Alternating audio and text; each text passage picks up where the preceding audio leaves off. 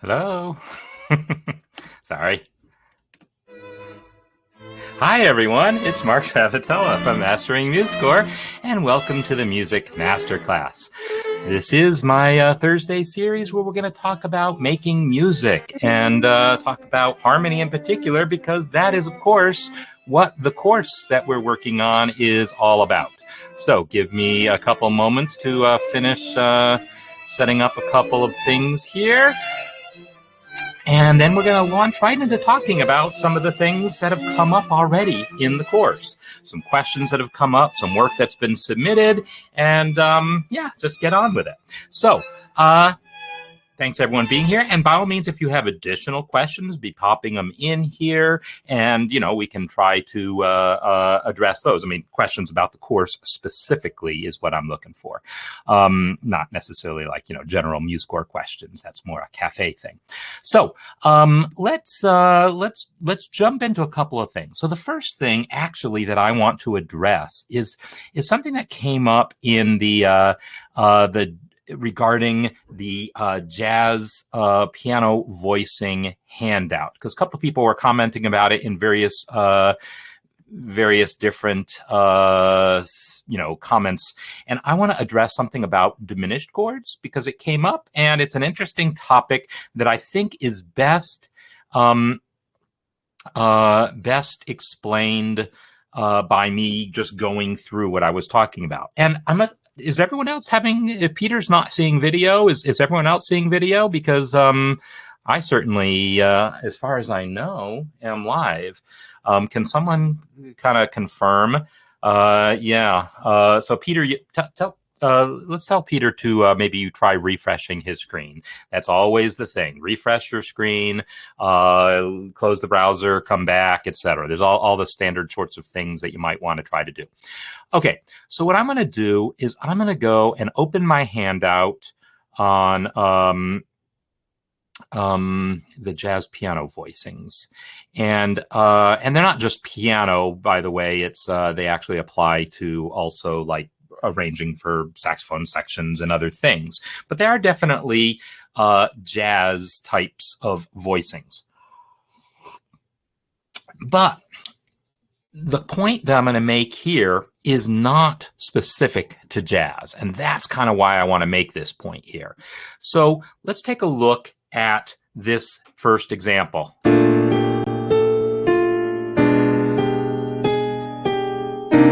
So this melody right here, this B diminished chord, and then I have G and then A flat, right? That type of melody, stepping from one chord tone, F, to another chord tone, A flat, and specifically using that whole step above the F. That is a really common type of thing to see happen with diminished chords. Melodies over diminished chords will typically be chord tones and the notes a whole step above chord tones. Those are the melody notes that typically best fit any diminished chord. So what we're doing here is, when I talk about the voicings, I am relying on that. And actually, since the subject of logging in and video, I do want to make sure that I'm seeing, I have my other screen up here, but I forgot to actually join from my other screen. So give me a second to do that, just so if there's any other video issues, I'll be sure to see them on the other screen. Okay, so the question is then, if we want to augment, and I don't mean augmented like augmented triad, I mean enhance. If we want to enhance our basic voicing here to add a color tone, the question is, which color tones are we going to add? And the color tones that we want to add are going to follow that same basic principle of we're going to add notes a whole step above chord tones. So if this is my diminished chord, B diminished, the notes that work to add are the ones a whole step above chord tones. So the G that we already have seen in the melody also works in a voicing. We could also, instead of having the D, we could have E. this sound here is very typically used in a jazz setting. And also the C sharp, which is a whole step above the B. Now, this combination that I actually have here, where I have the C sharp and the D together, well, this is, I have often used the term crunchy for something that's dissonant, but dissonant in a way that, you know, works. I mean, anytime you have a diminished chord, we have dissonances, right? We have a tritone here and a tritone there. So dissonances are good. This particular dissonance, this half step here that we have by having both the C sharp and the D next to each other, this is, you know, that's what I sometimes refer to as crunchy dissonance, which just means it's got a little extra tension to it, but still within the realm of what's expected in the genre. If you're not happy with them together like that, separating them like this could sometimes feel better. I will also say that a really typical jazz voicing for diminished chords takes the entire diminished triad. Maybe I'll play it up here, and every single whole step above. So B, whole step above is C sharp. D, whole step above is E. F, whole step above is G. A flat, the whole step above is B flat. This combination here, I have my original diminished chord on the bottom, and on top, I have every single note that's a whole step above a chord tone, which is basically another diminished chord, right? This is basically, if this is a B diminished chord, this one is a C sharp diminished chord. This sound of playing both complete diminished chords together, this is a super crunchy but very common sound in jazz. You ready for this? I think this probably came from, I can't say if Debussy ever used it or if, you know, someone, but I'm quite certain that someone, you know, in the late 19th, early 20th century hit upon this sound before jazz musicians ever did. But, yeah, jazz musicians definitely go for this sound a lot. So I'm not, and we don't play that whole thing every time there's a diminished chord, but it is a nice, interesting accent. So I said that this is relevant not just to jazz, and it's true. I want to show you why it's relevant not just in jazz. I'm going to play now a chord progression. Let's see. I'm going to do this chord progression. Well, I'm going to do it in C. It's so easy for people to demonstrate things in C, and then for you all to be able to follow what I'm doing. Give me a second here. I didn't click my button over there. Okay. This is all jumping ahead a bit. But what I'm talking about here with understanding which notes fit a diminished chord, this is absolutely stuff you want to know right now. There's a reason that the project that I gave this week didn't include any diminished chords, because I knew I hadn't really discussed this topic at any length. And writing melodies to fit diminished chords can be tricky, but that principle of chord tones and whole steps above is good. But it's also going to be very useful when we it's going to be very useful when we go to try to choose chords to fit a melody. So let's say that I had I'm just going to use that exact same melody. Right, there's my melody. And if you're not happy with the syncopation because it sounds too jazzy, we'll go. We'll even get rid of the major 7. I'll just go. Da-da-dum, da-da-da-dum. Now it is not jazzy at all.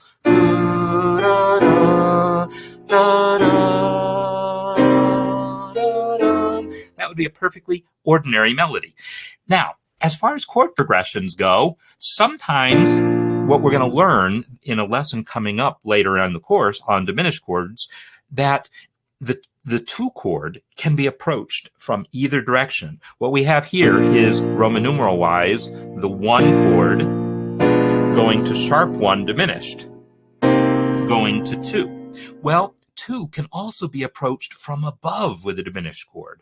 1, and then sharp 2 diminished, and then the 2. So that is also a very useful chord progression that is not unique to jazz. That motion of diminished chord going down by a half step, that's centuries old as well.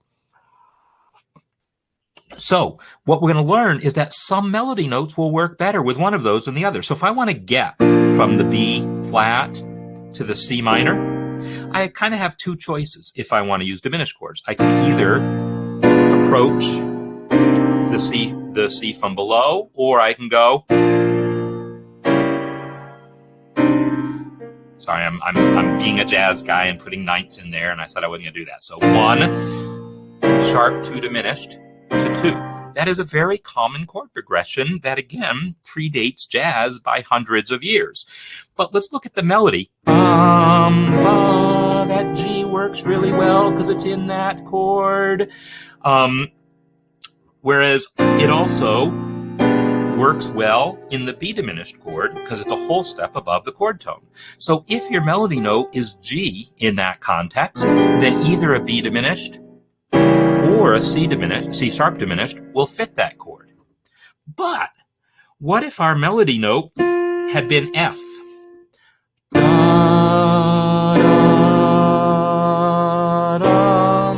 That's fine, because now we have our F is a chord tone, F is a chord tone, and then we can go to our C minor chord, and everything's fine. But if I try to put that F on the C sharp diminished chord, I'm not going to be as happy with it. F, this sound here is nowhere near as pleasant. So if I have an F in the melody, it works over the B diminished chord. And if I have a G in the melody, it also works over the B diminished chord because it's a whole step above. However, that F, the G, also works over the C sharp diminished, but the F does not work so well over the C sharp diminished. That was the point that I was trying to make, and I have no idea at what point I froze, so I don't know how much of my previous explanation of that you had already heard, but that was what I was talking about when the internet went out. So so understanding this relationship between melody and harmony, what does it mean for a melody note to fit a harmony note? This is, that's kind of the crux of the issue here. And so we're approaching it right now from the perspective of talking about building melodies over existing chords. So I'm going to get the transition now to the things that have already been submitted, so I can talk about them. There was a question earlier that was kind of unrelated, so before I make that transition, I do want to address that. But yeah, so what I would say about the jazz piano voicing thing is put this in your back pocket if you're interested in jazz, about how to add these extra color tones in there. But mostly if you're into jazz, great, then use that. But even if you're not, keep this idea in mind that when we use diminished chords, the melody notes that fit them are the ones a whole step above chord tones. That's actually kind of true for all chords, and I'm going to give you another example of it. Let's say that we're in the key of B flat, and we come to a D minor chord, the 3 chord. Yes, that melody note, B flat, does work because it's in the key. That would be a fine melody if you can ignore my parallel fifths here. But it's also the case, this B is just a pretty note above the D minor. And so even though it's not in the key, it is a pretty note. And so you will often see in a jazz context especially, people leaving the key to include notes a whole step above chord tones like that because they are usually prettier notes. There's definitely exceptions like, the situation of a dominant 7th chord with a flat 9. Yeah, the flat 9 is beautiful in that particular context because it's all about that particular type of tension. So I do want to come back now and see if I can pick up the question that I missed long ago, because whether or not Graham, how would I notate a chord with multi color tones? So you can certainly put if you go through, I'm going to recommend you go through the lesson in the basic theory course on chords. There's one in particular. In fact, let me see if I can just pull up the handout for it. There should be one that talks about chord extensions, and there is kind of a hierarchy of how chord symbols are typically notated as far as the extensions. But basically, any number you put after a chord symbol, well, that's interesting. Yeah. Okay. I'm not locked up. It's just my because of my slow internet connection, it's having to download these files because these are actually cloud. They're on the cloud. They're from Google Drive. So this is a B flat triad. That's a major seventh. That's the ninth. That's the 11th. That's the 13th. So if I write, and this is the 7th, right? B flat 7, 9, 11, 13. If I write B flat 13, it means all of that. But if I just want to say I want this one and that one, but not this one, I would write B flat 9, 13. But realistically, I would never do that in jazz because a jazz pianist knows to leave out the 11th, right? And so there's a lot of conventions that go above and beyond just, I don't know, the official spelling of things. Yeah, that's, I guess, something I would say about that. So, yeah, I don't remember which specific handout. It might be the one on chord symbols in which I go into that sort of detail. But if you go into the basic theory course in the chord section, you'll find that. So Dave's question about chords in a 4/4 piece. If you slip the harmonies. Oh yeah. So actually, Dave, I can answer that question by answering a different question, I think. Take a look at my example that I have right here. So what I just played was different than what I actually wrote, because I played what I would play if I saw what I wrote. What I wrote was that, and then the chord on 3. I wrote the chord on 3 because, conceptually that's where it happens. But if I were to play this from this lead sheet, I would anticipate the chord along with the melody.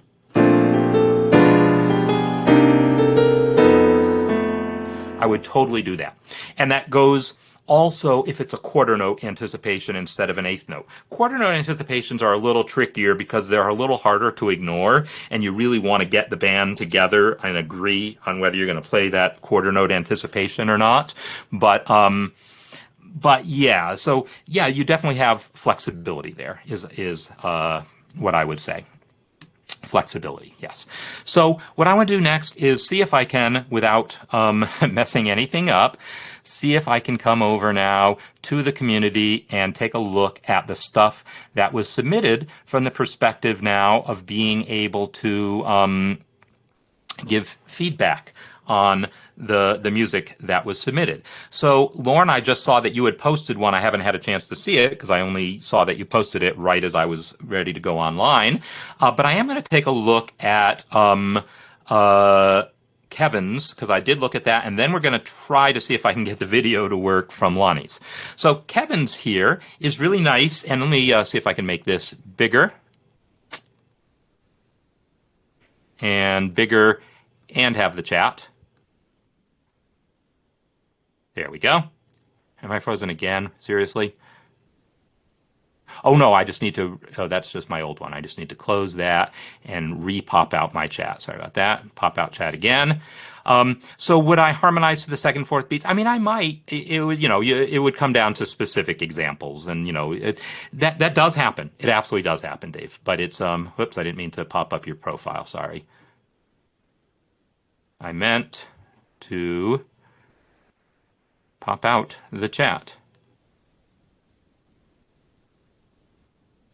So I'm trying to just get the pop-up window for my chat so that I can see the chat while I talk, because I lost that when I had to do all the other junk that I had to do.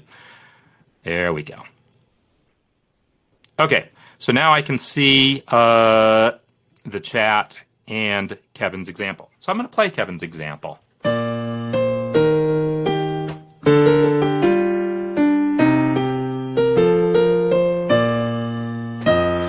I'm stomping my foot to attempt to get that melody right. This little syncopation here, Dave, actually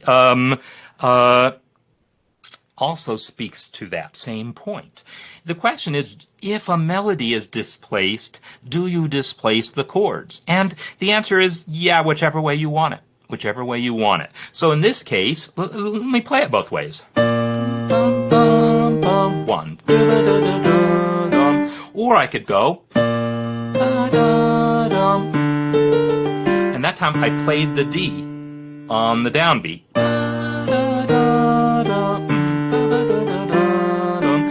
That's sometimes very typical. And if you are imagining this being a jazz setting, imagine a drummer keeping time. Ding, ding, ding, ding, ding, ding, ding, ding, ding. They might keep the time going through that bar, or they might choose to go ding, ding, ding, ding, ding, ding. Tick-a-tick-a-ding, and they might choose to rest there or just put a bass drum down, right? There's all sorts of different sounds that might be used in the accompaniment.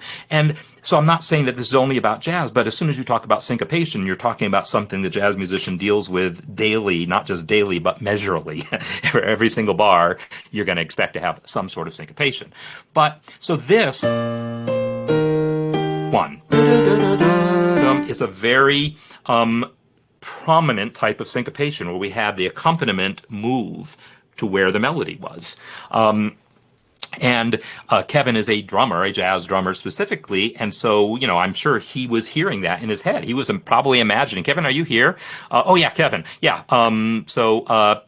So I don't know if you'd imagine that. Ding, ding, ding, ding, right? I could totally imagine a bass drum bomb on one and then a crash of, some sort of gentle crash on two there, right? Yeah, I could totally imagine that, but, there's lots of different ways of applying it. So the rhythmic aspect of where the chords go, you get to make your own choices there. But let's talk about the melodic choices here. So obviously we have a chord tone here, D, and then passing tone to another chord tone, and then he's leaping down to another chord tone, all good.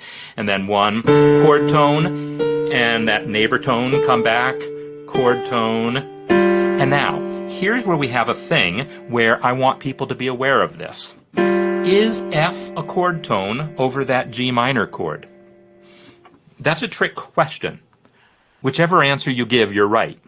You're also wrong, I guess, because it is and it isn't. Sevenths are like honorary chord tones that, because even if whether I call that G minor 7 or not, whether I literally call it G minor 7 or not in my chord symbol, music doesn't care what ink you put on the page. Music cares what it sounds like, right? The question is, if I play this sound, does that F count as a chord symbol, regardless of what splotches of ink are on a page somewhere or pixels lit up on a computer screen? Regardless of any of that, is this F here an actual chord tone or not? So it's a seventh. Sevenths are kind of chord tones. If you call it a G minor 7 chord, sure, technically it's a chord tone. But it's a chord tone with a built-in dissonance. So sevenths get treated a bit specially when it comes to voice leading. And I think I make this point elsewhere in one of the lessons, and if not, well, you're hearing it here. That seventh, basically treat it as if it was a non-chord tone. You mostly want to think of that seventh as a non-chord tone. That is the traditional way of dealing with sevenths, going back again hundreds of years to when they first started thinking about using sevenths. They would use them, but they would resolve them by step. And so if we look at what's going on here, Kevin has it resolving by basically leaping down to another chord tone, but then coming up to the E flat. So this is like a delayed resolution. Ba-dum, right? Bum-bum. This note here, this D, is something of what we might call a ghost note. And I've often made the grammatical analogy to the sound schwa, which is a term that comes from phonetics of that sound that like the, we don't say the bank or the whatever, we say the. Sometimes we say the, but often we just say the, and that sound, and especially when it's a sort of swallowed sound where you barely even say the word, like the word, right? I didn't even go the word. I went the word. Da da da da bum, right? Da bum. I'm just sort of swallowing that sound. Now, if I play it slow, quarter note, dotted quarter equals 50, I'm not going to swallow that sound. But if this was up tempo, then I would totally think about that D being a little bit ghosted. So anyhow, this F is a little bit dissonant, as Kevin is saying. It is a non-chord tone, but it's an expected dissonance, and that is an absolute thing. And Michael is using the absolute correct jazz term here, enclosure. We're approaching that E flat from both above and below. The below note happened to be a chord tone. The above one was one of those sort of honorary chord tones, but definitely a dissonant one that we want to resolve. So this idea of approaching the chord tone, we're approaching that chord tone, the chord tone E flat from both directions. Enclosure is the jazz term for it. Double appoggiatura is a term that is sometimes used in a classical context. That would apply more if that D was not a chord tone. So Dave is observing that yes, the D is a chord tone, but for this purpose, chord tones can act like non-chord tones. Chord tones can want to resolve too. Chord tones definitely like to resolve too. So just because it's a chord tone doesn't mean it doesn't get to have fun resolving. So this guy kind of had to resolve there.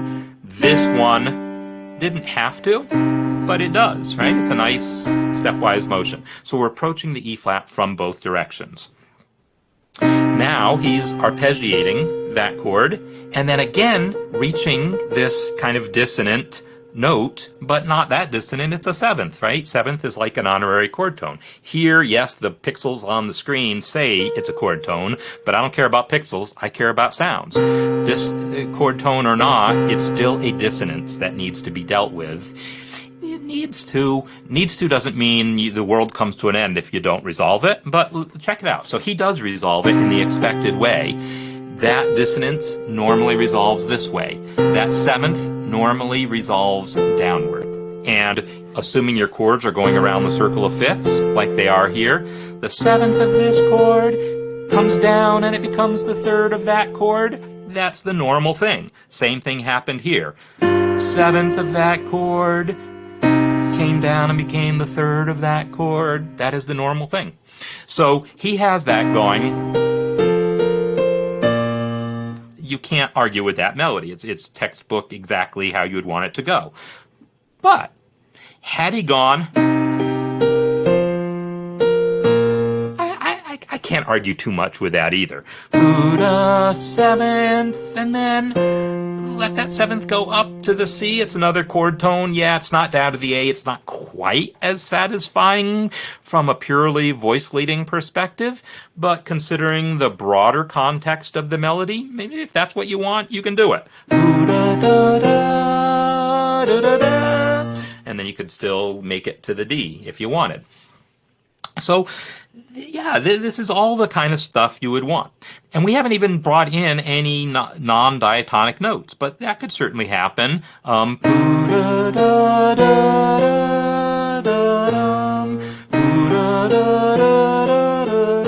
That's a sound, of course, that's also common in jazz, but yeah, also common in Chopin, right? Chopin, big fan of those sort of chromatic approach tones like that. So if you want to introduce melodic chromaticism, you can.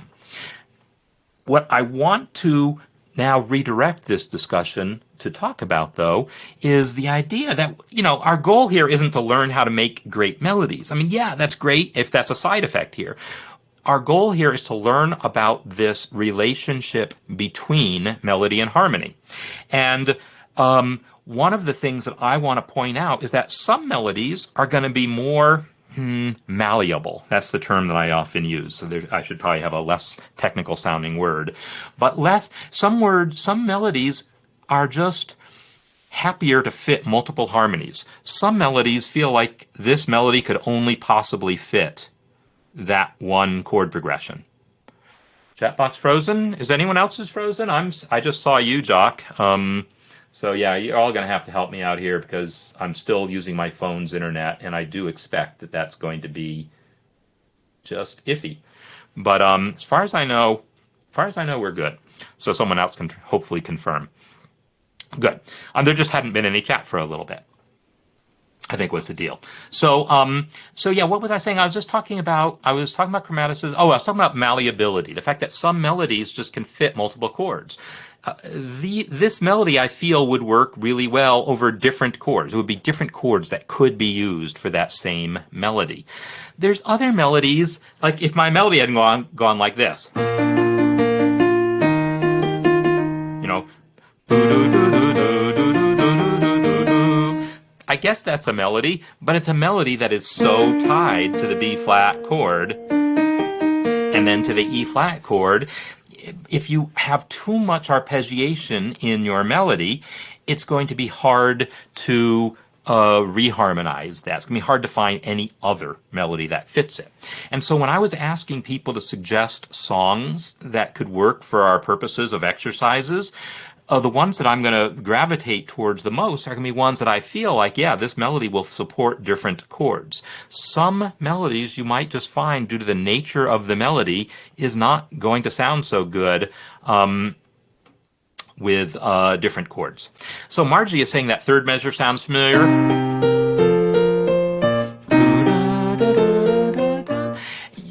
Okay, so here's the other thing. If you just look at one measure at a time, you look at 6 notes, this chord progression is 2, 5 to 1. Well, there are millions of songs that have millions of 2-5-1s in them, and come on, it's all based on chord tones, just that one little passing tone in there. It's going to be almost impossible for someone to write a new melody over a 2-5-1 that is just 6 notes long and is mostly chord tones with one passing tone. They're all taken already. They're all taken. If it's at all a decent melody, it's taken. Each combination of 2 notes has been taken. Each combination of 3 notes has been taken. But probably no one has strung together that entire 4-measure sequence before. Probably any given 2 beats in this have been seen. Da-da-da-da-dum. That's all over the place too. A lot of these gestures, yeah, that's all over the place too. I mean, any given, and not because this melody is particularly whatever generic. No, all melodies, if you break them down enough, will be common in other melodies. Rainbow Connection, I got to see that. Someday you'll find it. The Rainbow Connection. It does have that B natural. The chord actually changes when it gets there. Someday I'll find it. It doesn't actually go that way, but it does hit that. Someday I'll find it. The Rainbow Connection. Something like that. So it definitely gets that B in there and sounds familiar, but by the time the B arrives, it's a different chord. So that's my recollection of that. There might be a different place in the song that happens, but that's what just came to my mind. All right, so what I'm going to try to do is bring up Lonnie's video, which is going to be an interesting little, not necessarily a challenge, but it's, well, first of all, it's a challenge to my my internet connection to try to play a video, but we'll see if it comes up because my internet connection is quite spotty right now. I'm pleased it's working as well as it is, but we are going off my phone and I'm in a basement office. So, you know, my connection is not that strong. I'm going to pause that right there. Did you hear that melody? I'm going to play it, but don't look at my hand. Oh, no, you got it. Okay, whatever. Close your eyes.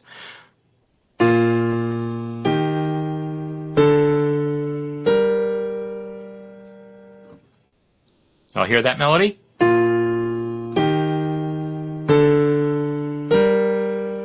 All right, you can open eyes. That melody is, you know, I actually did 2 takes of the demonstration video for this project. My first take, I didn't use, and that happens sometimes. And I you know, sometimes I post, I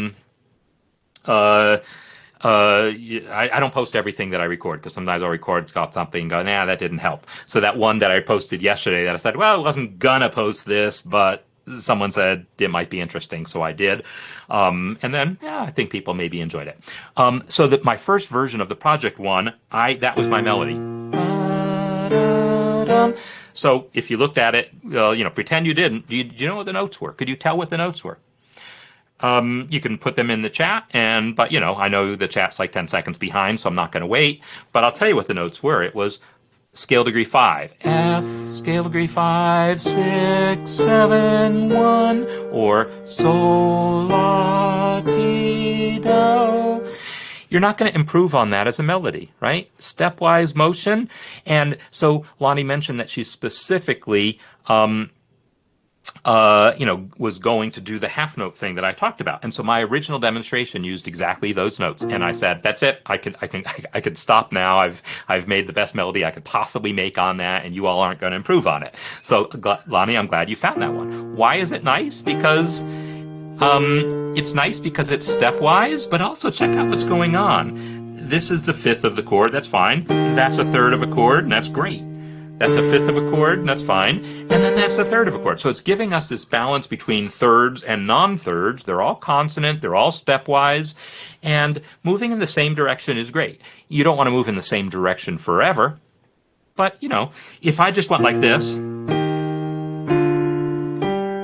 that's an okay melody too, right? Ba-dum, ba-dum.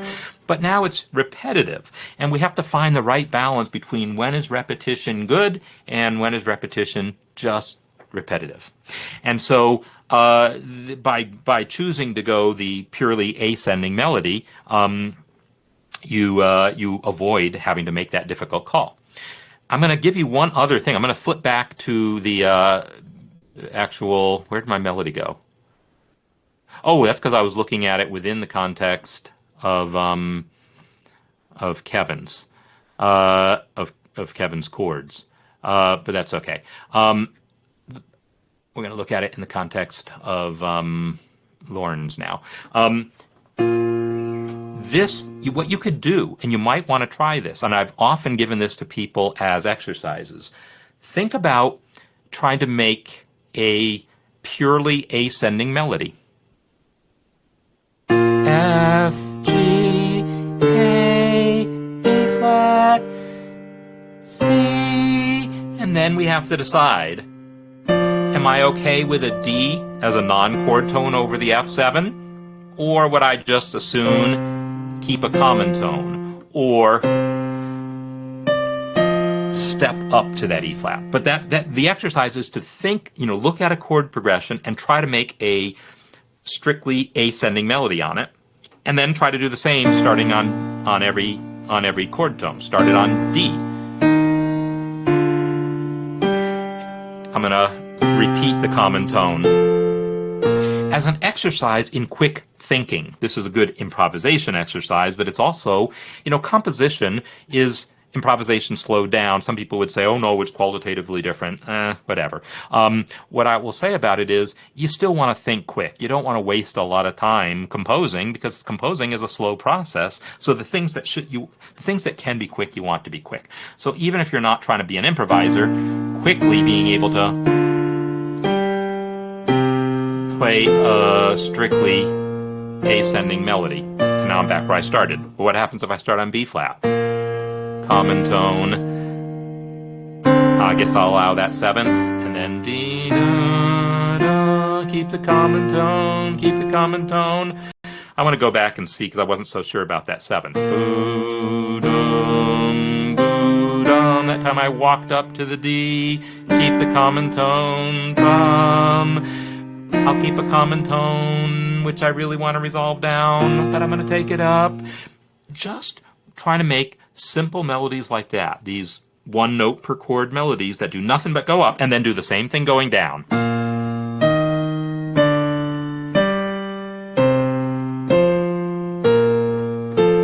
There you go.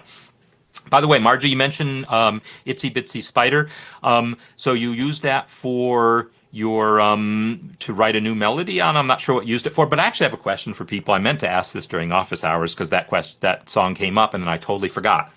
Itsy Bitsy Spider or Eensy Weensy Spider? That is my question for you. Which way did you learn it? How do you think of it? That was an ongoing debate when I was talking with some people like 20, 30 years ago about that subject. So I'll take your suggestions there. All right, I'm going to return to Lonnie's thing, and we're just going to continue where it left off, because I don't think there's a way to just like rewind. So we're just going to continue.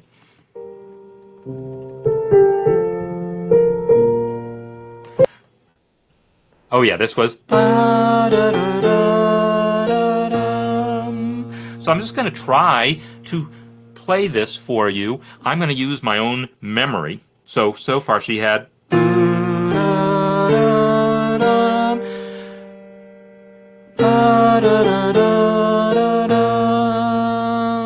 Right? Something like that. And that's going to get a little more involved.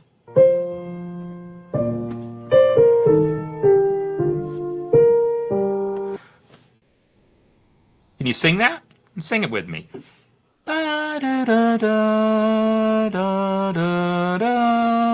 I get that right? I wish I could rewind. I wish I could rewind a little bit on this thing, but I can't.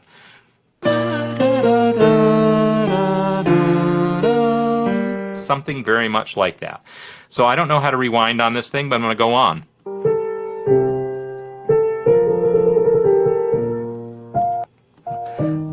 Okay, and then she's getting fancier and fancier, right? So, eensy weensy, teacher certification, itsy bitsy. Yeah, I have a feeling teensy weensy. That's another thing instead of eensy weensy. Could be teensy weensy. Yeah, it could go any way. And so Thomas Tallis, yeah, I'm sure that, again, lots of these melodies are going to have certain things in them that are familiar. So the one way I know that I can listen to that thing again is just refresh the page. And can you all remember that whole melody? I don't think I can. I'm talking too much. I think I'm trying to make points and thinking, but if I was just focused on that melody, I think I'd have it.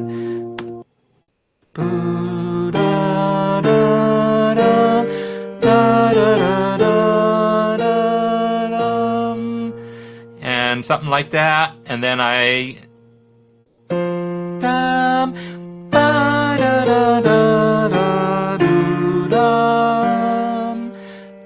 Something like that. Yeah? All right, we're going to hear the whole thing now and see how close I came. I'm going to try it again. And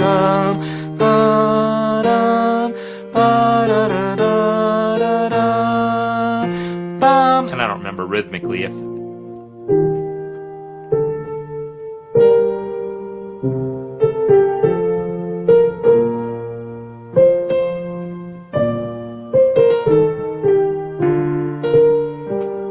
Yeah, I did pretty well.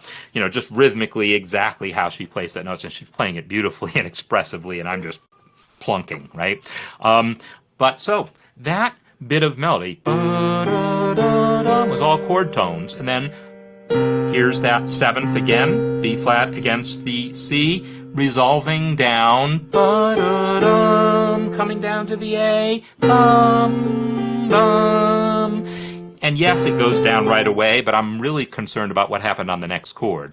Bum, bum, something, something, bum. The fact that the something, something happened to also be steps, that's nice, but not as requirement. Would also be good. Ooh, that's a hugely important point. That gets back to Kevin's. When I said that this F was dissonant and wanted to resolve to the E flat, well, it does, right? And it doesn't matter if it does it right away or if it has some other arpeggiation going on in there. We still kind of eventually want to hear that thing resolve. So I call that sometimes a delayed resolution. So this is kind of what's going on in Lonnie's. Similar thing. There's some extra stuff. The real resolution is here. And then another chord tone, passing tone. This sound. She's giving us a tritone right on that E flat. I thought that was lovely. And it was accented. By accented, we use this term, we say a dissonance is accented, not meaning I physically played it louder, but that it occurred on the beat or on the chord change. In a naturally accented metric position. So this is what's called an accented dissonance. And those are fine too. Those became fine. A lot of these things become, certain dissonances become more accepted as you move through history. The accented dissonance becomes more accepted as you transition from the Renaissance to the Baroque. Pretty much everything else we're talking about here goes for Baroque as well. They didn't use as many chromatic alterations. I mean, goes for Renaissance as well. Maybe not as many chromatic alterations. But when we start talking about accented dissonances, this starts to be a thing in the Baroque. And this is a pretty prominent one. It's a tritone, but it's just coming down a step to a third. So that's a thing. So, okay, and so Martha, let me give you another, so talking about the tritone and the melody and being okay and that rule-driven, I'm gonna give you my best answer to anyone talking about rules.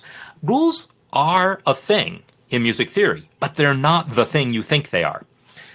Rules, so I've given this speech 100 times, so some of you can tune it out, some of you can probably say it along with me. Rules in music theory are not like rules that say thou shalt not kill, or, rules like that. They are not like rules against armed robbery. Those are rules that tell you what you can and can't do, and if you don't do them, you get punished. Rules in music theory aren't that way. Rules in music theory are like the law of gravity. The law of gravity doesn't care what you do. It's a if-then situation. Here's a book I'm holding. If I drop it, it's going to fall. Will I catch it or not? I'm going to try my best. If I drop it, it will fall. I can't break that rule. I can choose whether or not to drop it, but I can't break the rule that tells me if I drop it, it's going to fall. Right? I could choose to throw it instead. I messed up my camera lighting, high-tech lighting system. I've got a piece of paper folded over my camera to control the lighting. So I threw it up instead of letting it drop, but still gravity affects us, right? The law of gravity is not something you can choose whether or not to obey. It's just there. It tells you what's going to happen. So same thing with that tritone in the melody. There's no such thing as saying you can't do it. Well, of course you can, but it's going to create tension. And then you choose what you're going to do with that tension. And resolve it down that step like that is a totally fine thing. So, now I would claim, so yeah, Dean is talking about avoiding tritones in choral writing because they're difficult to sing. But the thing is, they're difficult to sing when they are, and they're not when they're not. So I want you all to sing with me. And I know I normally just do an hour, but of course we lost 10 minutes, and if you're got to be tuning out, that's fine. I will edit the recording so it's just a seamless hour, but I'm just going to keep going because I'm on a roll, right? Sing that melody with me. Ba-da-da-da-dum-bum. Just that much. Everyone sing it with me. Ba-da-da-da-da-dum. Now let's sing it while I play the bass note. Ba-da-da-da-da-dum. Was that hard? I don't really think so. If we had a whole choir going on and you're trying to tune to other things, and depending on what the context is, yeah, there could be situations where tritones become difficult. The same is true of melodic leaps of a tritone. Melodic leaps of a tritone are often awkward, but there's a lot of really beautiful songs that feature melodic leaps of a tritone in them. And here's one of them. I'm trying to get the right. I have to play it. It'll be in B flat, but love is funny.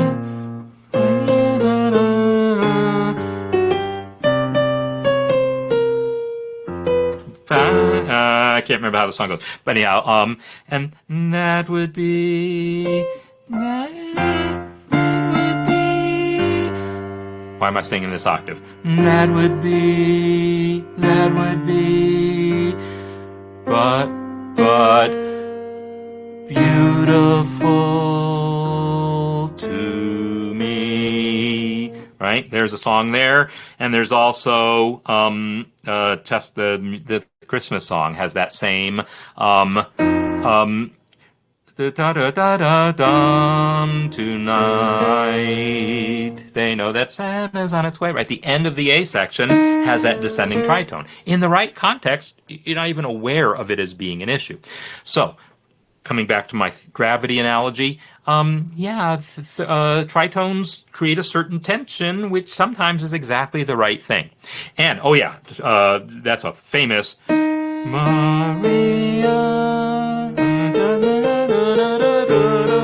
Right? So, or the Simpsons do do ba do do ba do do do ba ba da ba ba bum. Right? So tritones have all sorts of things. They have all sorts of uses, specifically because of the fact that they do create a certain sound. You can't change the fact that the tritone created that sound, but you can choose to say, you know what, that is the sound I want there. I want it to sound like Maria. I want it to sound like The Simpsons. I want it to sound like the end of But Beautiful. Because there are certain situations in which that is exactly the right sound. So it's about recognizing these things and going with them. So what I'm going to do finally here, is do take a look at Lauren's example, and we'll hear more of Lonnie's. I'll check it out also, but I do want to get Lauren's in here. So Lauren has some half note version.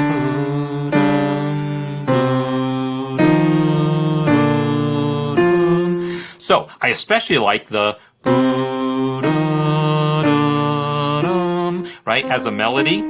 It's got a nice pattern to it, right? Boo-dum, boo-dum, boo-da-dum. You could totally imagine that pattern continuing a little while longer. How much longer? I don't know. 3 is usually like the magic limit. Boo-da-doo-da, boo-dum, 3. I probably don't want to do a 4th one, but boo-da-doo-da-doo-da-dum, and let the pattern not continue more. So 2 or 3 times on a pattern is really nice.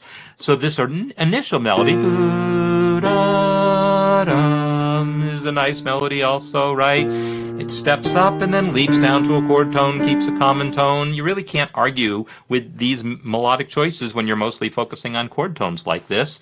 And that melody would be totally possible to reharmonize a million different ways. Purple Haze also. It's got a tritone in it too, but I don't know it well enough to not butcher it. So, so Lauren has chosen to put in a passing tone in there, chromatic passing tone. Chromatic passing tones are nice. They don't actually change anything in terms of that malleability factor. Any chord progression that would have fit, because there's lots of chord progressions that would fit those 2 chords. It could have been that also would have worked, right? So any chord progression that fits F to G is also going to accept that chromatic passing tone in there. Some of them might work a little better. Now, as a spelling issue to consider, when you're using a chromatic passing tone, the convention is spell it with a sharp on the way up. And the reason is, I'm pretty sure you didn't mean a G flat on beat 3. But that's what you wrote. I didn't play that because I played what I thought was there. And so Dean is observing exactly the same thing. I played what I thought was there, a G natural, but is really what got written there. And that's part of why we spell it with a sharp, is so that we don't need to put a natural after it. But it's more than that. It's because we want to see the resolution. When you put in chromatic passing tones and other chromaticism like this, and the same is true for diminished chords and a lot of other situations. There's a great saying here that actually comes from Ella Fitzgerald, even though she wasn't talking about music at all. She was just talking about life, and said, it's not, I'm paraphrasing, it's not about where you came from, it's about where you're going. It's a brilliant saying about life, but it's also a brilliant saying about resolution of things. I don't care if that G flat was approached by a half step. I care that it's resolving by a half step. So I want it spelled in a way that makes that clear. F sharp to G makes that half step resolution visually clear in a way that G flat to G doesn't. Plus, G flat to G would have required a natural sign.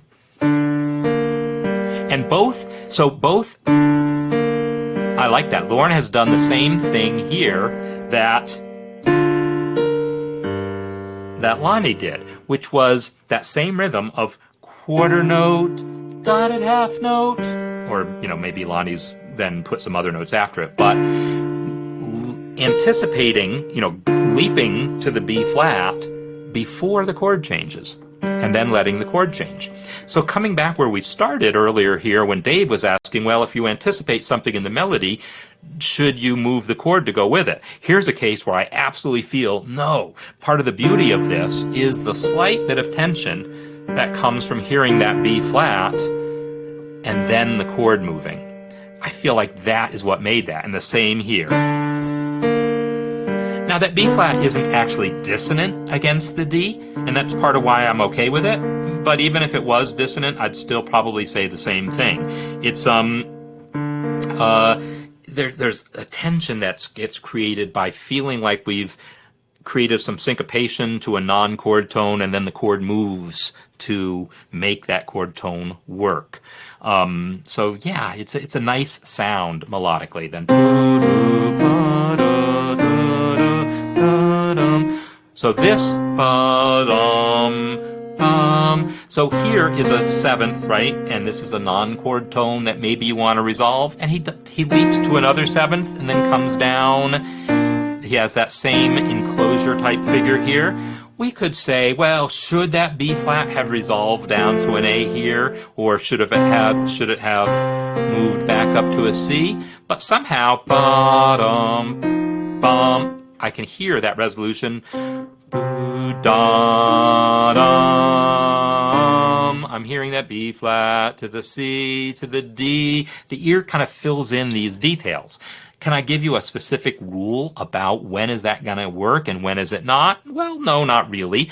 But if we want to talk about why certain melodies feel like they fit the chords, even though they do some weird things like not resolve, it's important to pay attention to stuff like that, because again, when we flip this around, which we will do very soon, and start putting new chords to existing melodies, we're going to have to ask ourselves those same questions. Did this really work? And to me, does. It just does. It just sounds fine. There's not an issue with it. And so I like to come to grips with, well, why is that okay? Why are some other times why are some other situations not going to make me as happy? What is it about this that makes it work? Because then it's going to help guide me better when I'm choosing chords. Now he's got another lovely half note version, and all chord tones again. And then, another quarter note version. I'm going to assume.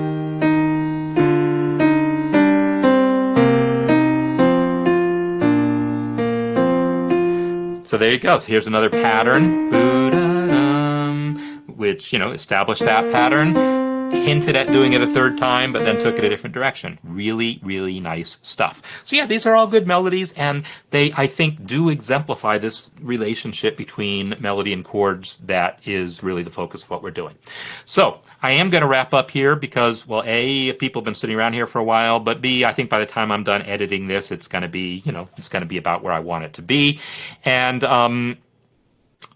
I feel like I've said my piece here, and if I started a new topic, I would go on for another hour about that, and we don't need that because there's next week for that, and there's office hours, and there's all the rest of the course. So that is always I have to tell you, the thing that I most have to fight is, if I want to start teaching a new course, first thing I want to do is get everyone in the door and then lock it behind, and then say, all right, you're all in here for the next 7 weeks while I just tell you everything I know about this topic, and you can't leave.